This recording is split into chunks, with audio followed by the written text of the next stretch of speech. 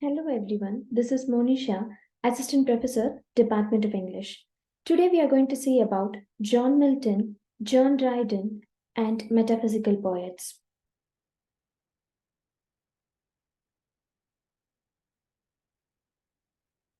So, first we'll see about John Milton. John Milton is celebrated as one of the most prominent poets in English literary history.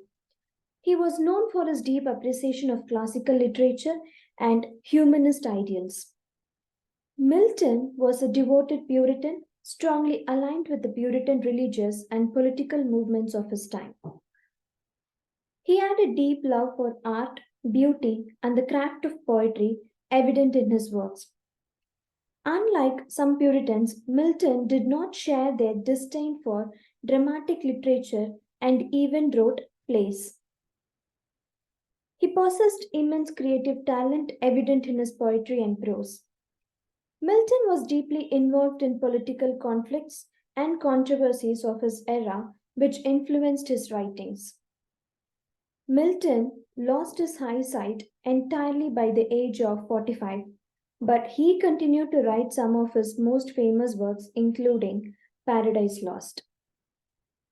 Milton wrote poetry and prose between 1629 to 1674.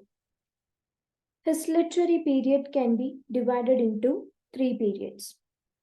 The first period represents Milton's writing at Horton University, where he produced some early works. Second period from 1640 to 1660. It is a period of political work and prose writing, and reflecting the tumultuous political times. The third period is from 1660 to 1674.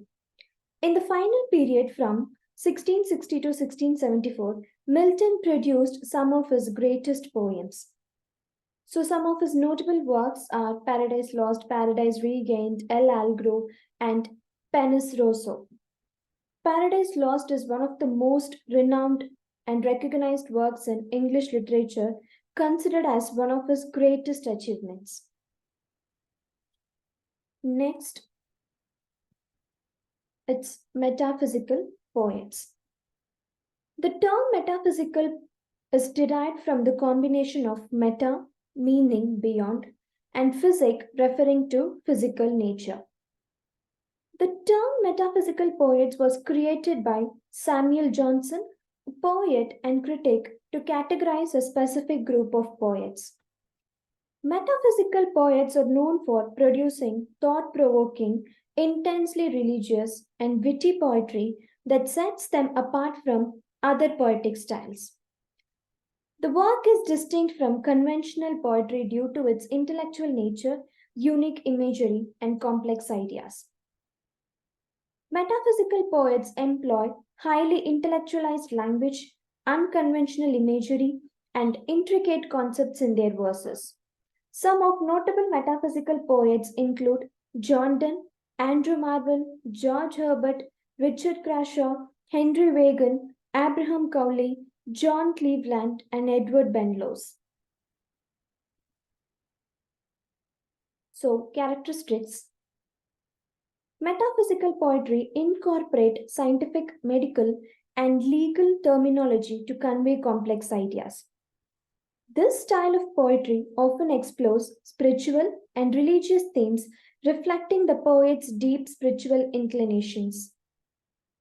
Metaphysical poetry places significance on the themes of love and social unity, exploring them in intricate ways. Metaphysical poets create dramatic and suspenseful effects in their works through the use of metaphors, puns, paradoxes, and rhyme. Many metaphysical poets attended Oxford University, Cambridge University, or studied in England, reflecting their scholarly foundations. Each metaphysical poet brought unique and creative ideas and concepts to their work, setting them apart in the realm of poetry. So, next comes John Dryden. John Dryden was an English poet, literary critic, translator, and playwright. Dryden was one of the most famous poets following the likes of John Donne and John Milton. He served as the prominent literary voice during the Restoration Age, representing the values and tastes of the period. His works encompassed plays, satires, and critical essays, showcasing his versatility as a writer. His influence on English literature was so significant that the period he wrote is often referred to as the Age of Dryden. Dryden is credited with establishing the heroic couplet as a standard form in English poetry, which became widely adopted. He also introduced the Alexandrian, a 12-syllable line, and the triplet, a tercet or 3-line stanza, into poetic forms. Dryden's work marked the beginning of a new era in literary criticism, shaping the way literature was analyzed and appreciated. So, Dryden's literary career can be divided into 3 parts. First period from 1660 to 1680. During this phase, Dryden published non-dramatic poetry like Annus Mirabilis in 1667 and wrote plays such as The Indian Emperor in 1665 and All for Love in 1678.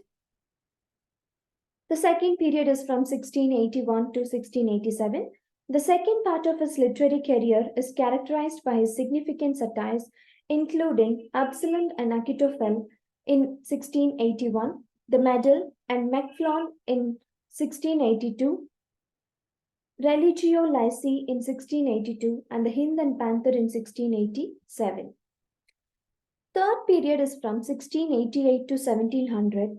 In the third part of his career, Dryden translated the work of Virgil and produced poems such as Alexander's Feast in 1697 and Fables, Ancient and Modern in 1700, showcasing his versatility and productivity as a writer.